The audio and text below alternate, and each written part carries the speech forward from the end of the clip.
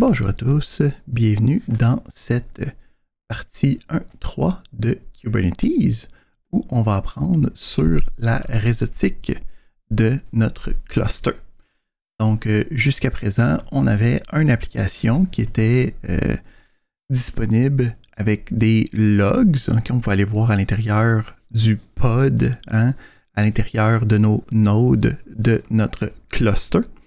Mais on n'avait pas d'accès réseautique vers ce site-là. Donc, on va commencer, puis on va aller regarder comment ajouter des accès réseautiques à notre projet. Donc, on va recommencer, on va reprendre l'application qui nous est fournie, qui s'exécute automatiquement sur le port 3000. Donc, on le sait parce que c'est décrit par la personne qui a fait l'application, donc pour savoir quelle application on déploie. On utilise ici le apply pour être capable de faire appliquer un fichier déjà reconnu. Et on utilise ici l'application déjà préfaite pour le cours. Donc qui renvoie une réponse sur le port 3000 qui va avoir de l'air de application ABC avec une request avec deux chaînes aléatoires. Donc, on veut être capable de se connecter à cette application-là de l'extérieur. La première commande qu'on va regarder, c'est la commande la plus directe, mais celle qui ne devra être utilisée que pour le débogage.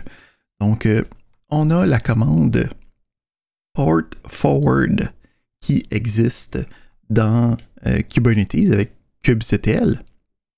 Puis, cette commande-là va nous permettre de construire une retransmission des informations sur un port de notre machine locale vers notre cluster. Donc, il faut se souvenir qu'en ce moment, on est en train de travailler avec un cluster qui est local, là, avec K3D, mais qu'habituellement, le cluster est complètement externe à notre ordinateur. kubectl nous permet de faire un pont de manière temporaire avec notre cluster et la commande port forward. Donc, pour être capable de l'utiliser, on va aller chercher les pods courants. Donc, on peut voir qu'on a l'application qui est en train de s'exécuter. Ça va bien. Donc, on veut être capable de faire un lien avec port forward, avec notre pod qui est en train de s'exécuter. Puis on peut ici utiliser la même syntaxe qu'on utilisait avec Docker, où j'ai le port local, donc le port de mon ordinateur. Donc ici, on donne le port 3003 juste pour que ce soit différent. Puis on dit qu'on veut aller sur le port 3000 de notre cluster, en fait de notre pod spécifique. Donc port forward marche directement sur le pod, est capable de l'utiliser. Puis, on peut voir ici qu'on a un environnement qui est complètement bloquant. Donc, le forward se fait de manière live et à partir de là, je peux aller regarder l'exécution de mon application sur le port 3003. Donc, j'ai réussi à communiquer avec mon cluster. Puis, dans mon cluster, plus spécifiquement, j'ai été dans un des nodes, dans celui qui a mon pod, et c'est l'information que mon application de mon image est en train de fournir. Donc, le port forward peut être utilisé pour rapidement tester une communication avec un pod déployé, mais ça ne sera pas la manière qu'on va utiliser pour mettre en place une réseautique permanente. Donc, on va avoir d'autres méthodes pour être capable de faire ça. Un autre élément que je veux mentionner, c'est que j'ai utilisé la commande kubectl get pour aller chercher les différentes informations. Puis, j'ai juste marqué le début de pods. Puis, lui, en gros, il a automatiquement complété avec la chose qui fonctionnait le plus. Donc, je ne suis pas obligé de marquer le contenu au complet. Lui va auto-compléter au besoin. Donc, le port forward marche de manière complètement dynamique. Donc, une fois que j'ai testé ce que je voulais, je peux peser sur CTRL-C et arrêter le port forward, puis essayer de trouver des méthodes un petit peu plus permanentes pour être capable de travailler avec. Pour faire les prochains tests et les différents exercices de la partie de networking, il va falloir travailler un peu sur notre cluster. Donc, notre cluster en ce moment contient, on va mettre ça un petit peu plus petit, contient 2 nodes, OK, et notre serveur. En plus de ça, on a un proxy qui me permet de recevoir toutes les connexions. OK, donc dans ce cas-ci, on a une connexion sur le port 80, puis une connexion sur le port 5607 qui s'en va au port 6443. Donc, le load balancer en ce moment est utilisé comme un point central de connexion à mon cluster. Si je communique avec cet élément, ce port-là, qui est en fait configuré automatiquement en ce moment, là, on communique avec le port 6443 de mon serveur, qui est en fait le port d'API. C'est lui qui me permet de contrôler quand je tape des commandes, ça communique à travers ce chemin-là. Puis ensuite, j'ai le port 80 qui me permet de avoir un équilibreur de charge. Donc lui va tout simplement essayer d'envoyer l'information de manière équivalente sur chacun des agents au besoin. Là, on veut être capable d'avoir des connexions un petit peu plus standardisées. Donc, on va ici fournir des informations pour la création d'un cluster où on va pouvoir directement connecter avec certains nodes, où on va avoir plus d'accès aux différents ports. Fait qu'on va se recréer un nouveau cluster. Avant de faire ça, on va détruire l'ancien. Donc, on peut faire le cluster delete pour détruire le cluster. Donc, si je regarde sur mon Docker, je n'ai plus rien.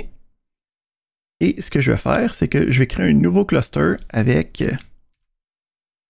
le même nombre d'agents, le même nombre de nodes, mais je vais me fournir 2 connexions externes. Encore une fois, là, on est en train de travailler localement, on est capable de faire des choses. Ce n'est pas des choses qui vont être disponibles si le cluster est à l'externe, mais on a besoin de ça en ce moment juste pour regarder les différentes fonctionnalités, voir les différents niveaux avec lesquels on peut interagir avec la réseautique de notre cluster.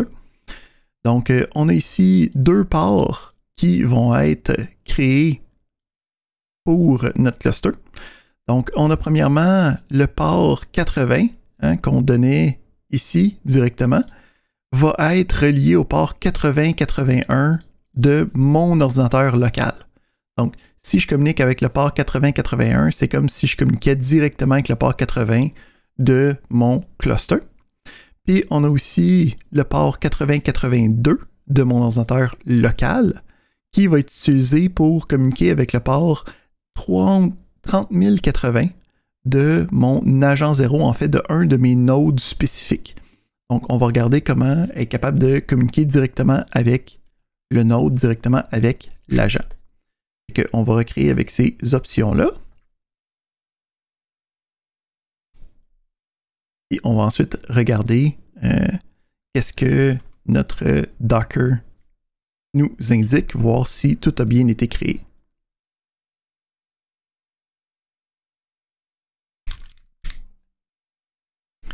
Donc, on peut voir ici qu'on a effectivement les différents liens qu'on avait établis dans notre commande. Donc, on peut voir ici que maintenant, le port 80 de mon proxy, de mon équilibreur de charge, en fait, comme mon point d'entrée que j'utiliserais pour communiquer avec mon cluster habituellement, puis interagir avec les différents services, puis les différentes applications, je peux maintenant y accéder avec le port 8081 de mon ordinateur. Et on a aussi le port 8082 qui va être utilisé pour interfacer avec le port 30080 directement sur un de mes nodes. Donc directement sur un de mes travailleurs de mon cluster.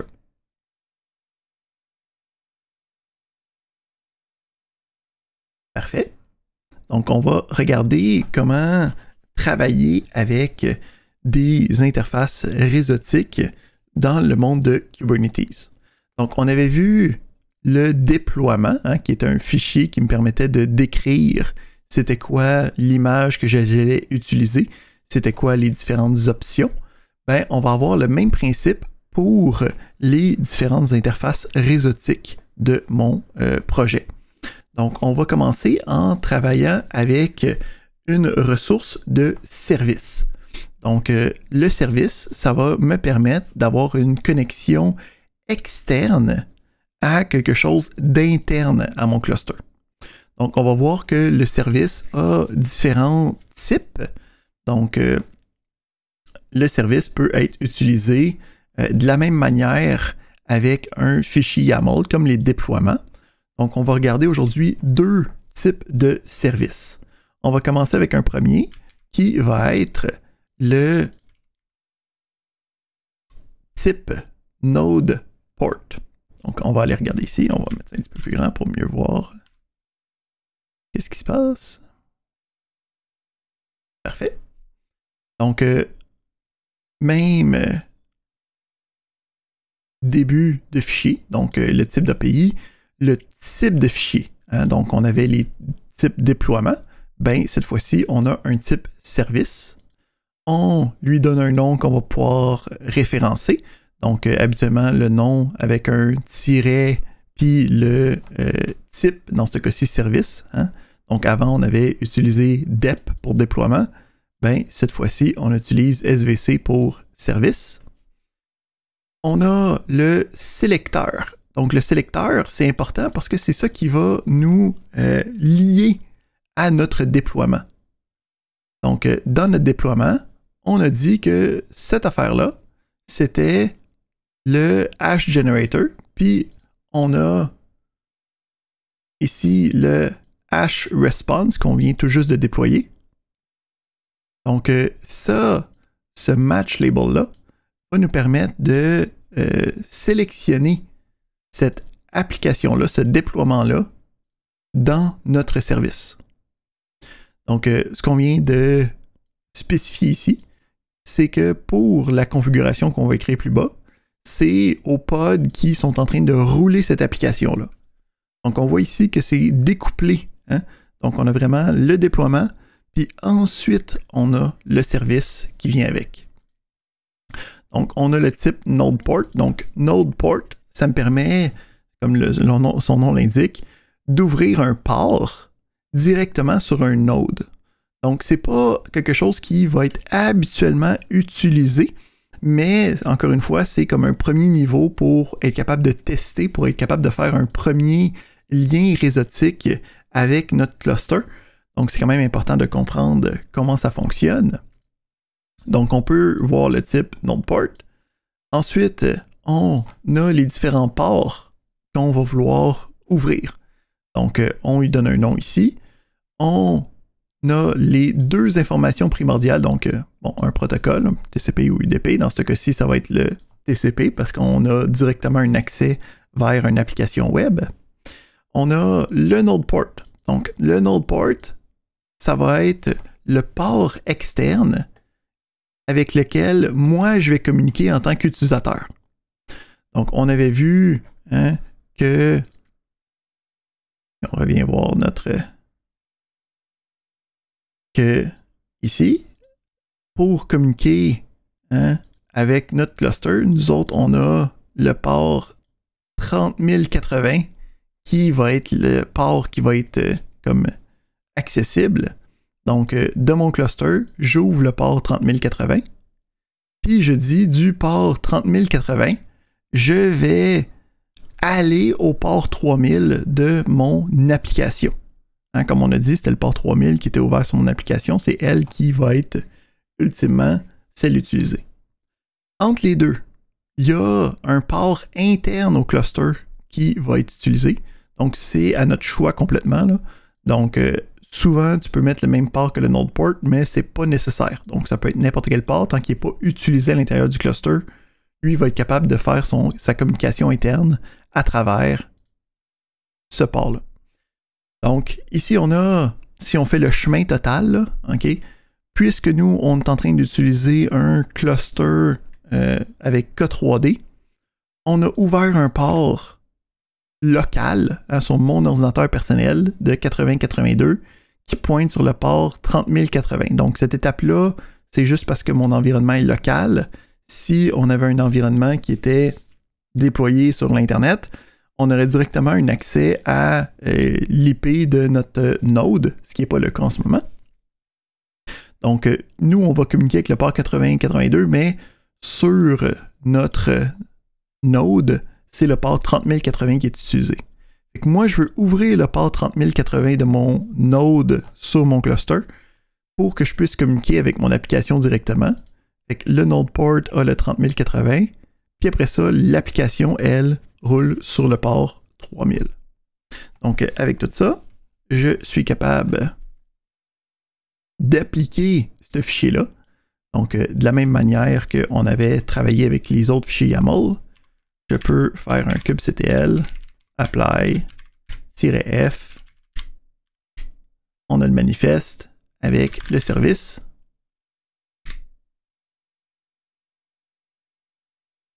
Et le service est maintenant créé. Donc, si je regarde, je peux aller chercher les informations de ce service-là. kubectl, get, service.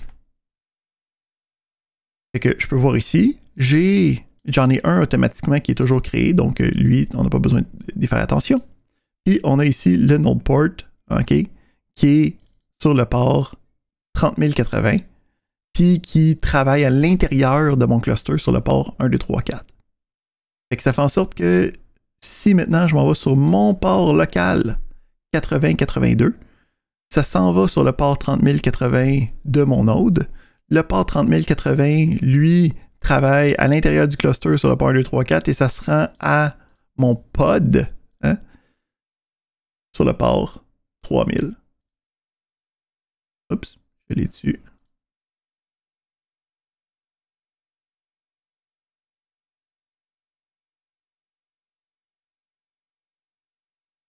Mal appliqué.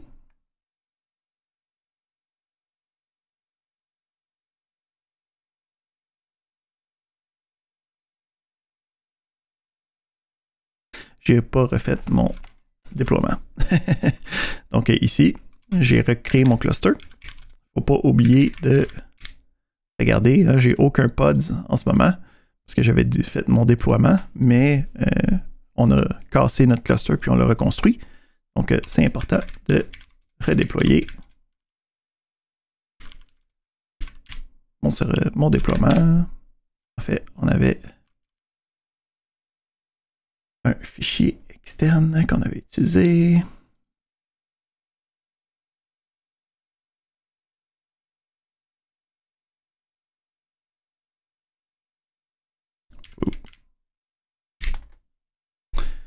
J'ai maintenant mon pod qui est en train de se créer. Parfait. Fait qu'on peut voir ici hein, que le service a été créé, même s'il n'y avait pas encore de réponse. Donc, on voit vraiment que c'est indépendant. Puis maintenant, quand je m'en vais sur le port 8082, ben, il y a quelque chose qui s'appelle hResponse, puis on est capable de répondre à cette requête-là. Fait qu'on a notre premier service qui utilise le node port, qui me permet de communiquer directement avec le node. Encore une fois, ça ne sera pas utilisé de manière permanente, mais ça me permet de faire un test rapide, communiquer directement avec un node, parce qu'habituellement, je ne serai jamais 100% certain qu'une application va être sur un node spécifique. On va voir que le genre d'application complètement dynamique qu'on va vouloir créer, on n'a pas ce genre d'informations-là, donc il va falloir être plus général dans notre utilisation. Mais on a vu qu'on est capable de communiquer avec notre application sur un port prédéfini. Donc, on va commencer, on va déliter qu'est-ce qu'on vient de faire. Donc, quand je veux arrêter un déploiement, quand je veux arrêter un service, j'ai fait apply pour être capable de l'appliquer. Je vais pouvoir utiliser le delete de la même manière. Donc, je peux faire un kubectl, delete, avec le service, puis le service va être arrêté. Donc, si je fais un kubectl get service, je peux voir ici que j'ai sûrement le service de base du cluster IP. Puis Puis à partir de là, j'en ai pas d'autres. Celui-là que j'ai établi avec le node port a maintenant été supprimé.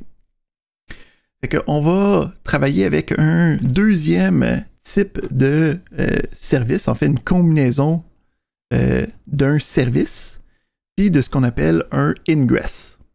Donc le principe du service,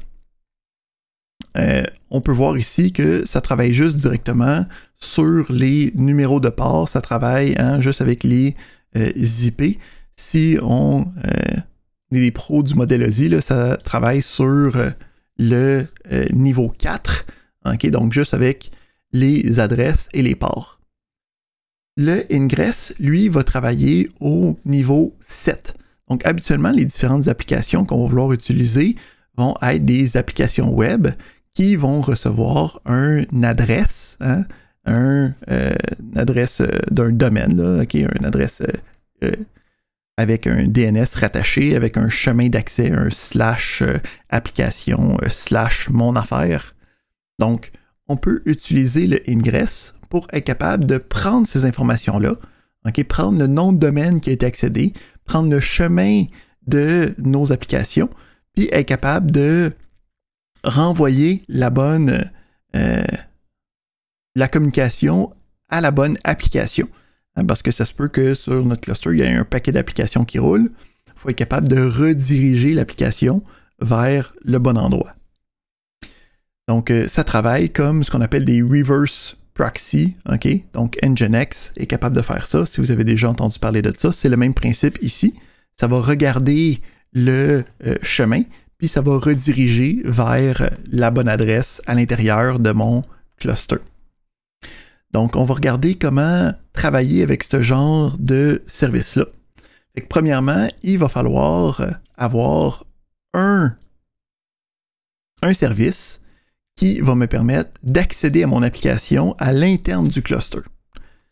Donc, on va regarder un deuxième type de service qui va être le cluster IP.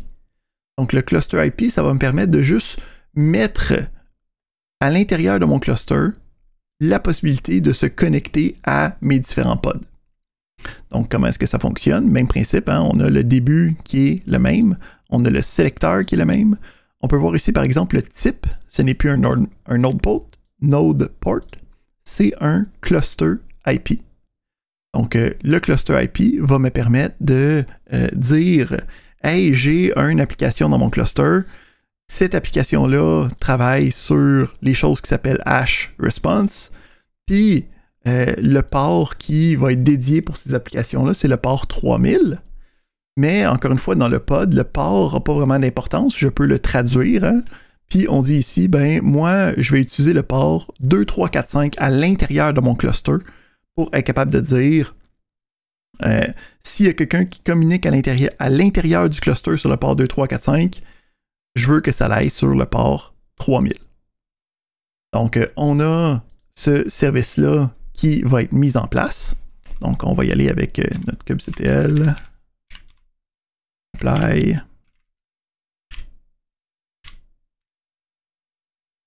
Puis, si on regarde qu'est-ce qui se passe avec lui, je peux voir qu'il a créé une adresse interne. Puis, on peut voir que ça travaille sur le port 2345 à l'intérieur du cluster. Si on communique sur ce port-là, lui, il va automatiquement rediriger ça sur mes différents pods, sur mes différentes images, sur le port 3000, qui est le port de mon application. Fait que j'ai quelque chose qui travaille à l'intérieur de mon cluster. Mais en ce moment, ce n'est pas rejoignable de l'extérieur. Donc, comment je fais pour le faire rejoindre de l'extérieur?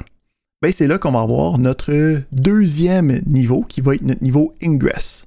Donc le niveau ingress, lui, c'est lui qui va avoir un accès externe. Puis l'accès externe, lui, va travailler, comme on a dit, sur le niveau 7 du niveau OSI. Donc va être capable de prendre le chemin d'accès, le nom de domaine qui va être utilisé pour rediriger la requête vers la bonne chose. Donc comment est-ce que ça fonctionne? On a un troisième type de fichier. Donc, on peut voir ici le API version, c'est dans les extensions. Là, donc, faire attention quand on le copie-colle, c'est pas juste le V1 comme les autres. On a le type, ça va être ingress. On lui donne un nom quelconque. OK, donc c'est moi qui décide. Puis après ça, on va avoir les règles de notre ingestion d'informations.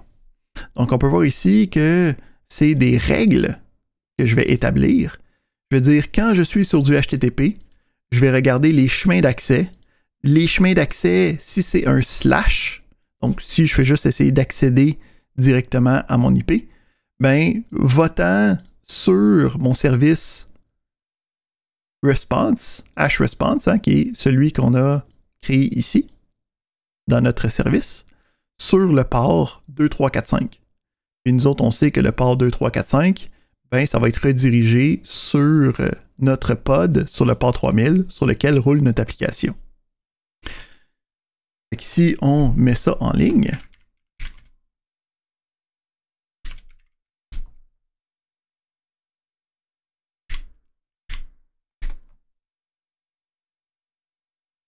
donc on a maintenant le ingress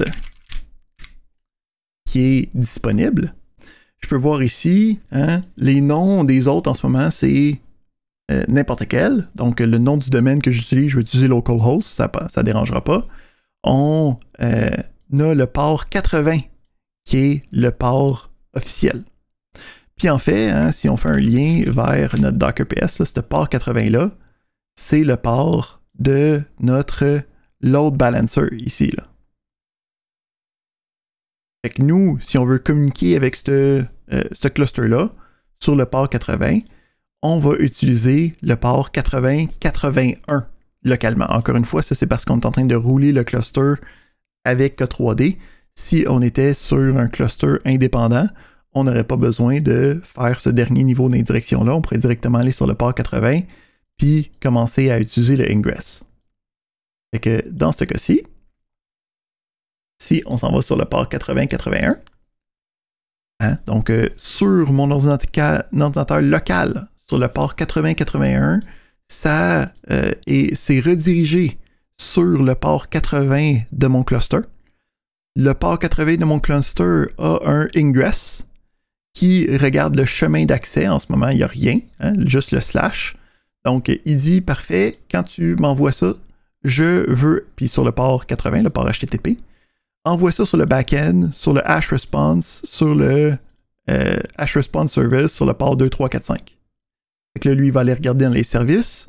Quand j'ai le hresponse, quand tu me dis que je vais envoyer quelque chose, donc sur le cluster, ça se promène sur le port 2345, puis rendu sur le node qui exécute le hresponse, ça s'en va sur le port 3000, qui est capable de répondre à notre requête et de renvoyer notre information.